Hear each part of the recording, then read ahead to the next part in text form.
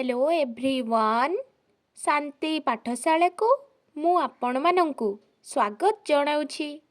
आजिकार एक नूतन वीडियो रे आमे आलोचना करिबा तुमे देखिथिबा एक तीर्थ स्थान विषय वस्तु को नेई एक सुंदर रचनाटीए। भिडियोटी को आरंभ करिबा पूर्वरु चैनल को सब्सक्राइब करिनियंतु एवं पाखरे थिबा बेल आइकन को मध्य प्रेस करि दियंतु। चलंतु आरंभ करिबा। पुरी जिल्लार चंद्रभागा नदी तटरे कोणार्क मंदिर अवस्थित। प्रति वर्ष माघ मास शुक्ल सप्तमी तिथि रे हिंदू माने एठाकू आसंती। सेदिन सेमाने चंद्रभागारे बुड़ सारी सूर्य दर्शन करती एवं कोणार्करे सूर्य मंदिर देखि फेरती। गंगवंशीय राजा लांगुड़ा नरसिंह देव 1245 ख्रीष्टाब्द रे कोणार्क मंदिरर निर्माण करिथिले। 1257 ख्रीष्टाब्द रे एहार निर्माण कार्य शेष होइथिला। एथिरे 12 वर्ष लागिथिला एवं 1200 बढ़ई एथिरे कार्य करिथिले। कोणार्क मंदिरर निर्माण विषय रे ओडिशार किंबदंती माने कुहंती जे नरसिंह देवंक मंत्री शिवेई सामंतरायंकर तातिला जाउरे हाथ पोड़ी जाइथिला। 12 वर्षर बढ़ई पिला धरमा कोणार्क मंदिरर मुंडी मारी जाति भाईंक जीवन रक्षा लगी चंद्रभागा नदी रे झास देइथिला। कोणार्क मंदिरर उच्चता प्राय 227 फुट, किंतु कालक्रमे प्रधान मंदिरटी भांगी पड़िछि। केवल मुखशालाटी रहिअछि। मुखशालाटीर उच्चता प्राय 160 फुट। मुखशालाटीर देहरे बहुत सुंदर कारुकार्य देखिबाकू मिले।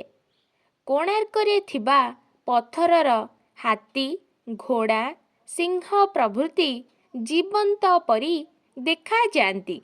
एहार कारुकार्य देखिबाकू विदेशरू लोक मध्य आसंती। सेमाने एहा देखि ओडिशा कारीगरंकर बहुत प्रशंसा करती। कोणार्क मंदिर तियारी हेबा पूर्वरु हिंदू माने एहाकू पद्मक्षेत्र बोली कहुथिले। हिंदू मानंक मतरे तीर्थयात्रा पाई 4टी महाक्षेत्र रहिछि, यथा शंखक्षेत्र, चक्रक्षेत्र, गदाक्षेत्र ओ पद्मक्षेत्र। शंखक्षेत्र, चक्रक्षेत्र, गदाक्षेत्र एवं पद्मक्षेत्र यथाक्रमे पुरी, भुवनेश्वर, जाजपुर ओ कोणार्क को कुहंती।